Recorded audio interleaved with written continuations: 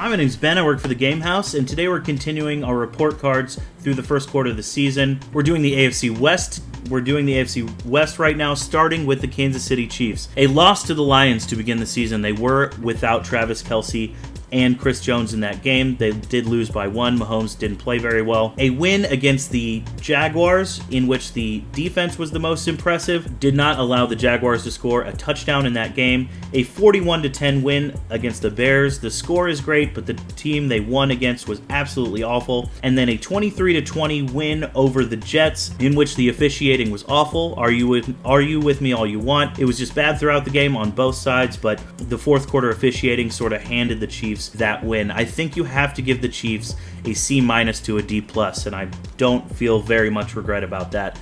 They started off the season with a loss at home, never good. Sure, they held the Jaguars to only 9 points, but the Jaguars' offenses looked bad. The only impressive win they had was against the worst team in the NFL, and then they needed some help to win against the Jets, who also have a bad offense since Aaron Rodgers went down. I think Patrick Mahomes hasn't looked great. The wide receiver room has looked awful. The running game hasn't sparked. The defense looks really, really good, but that's not going to matter if their offense isn't all there. I think there's some things to be worried about in Kansas City. I think they'll still win the AFC West, but getting all the way back to the Super Bowl is going to be a problem. Continuing on with the Broncos, what more do we have to say other than F-? They began the season with a divisional loss to the Raiders, who aren't good, another loss to the Commanders, who are middling at best, a 50-point loss, giving up 70 points to the Dolphins. That is absolutely awful. There's no other way to slice it.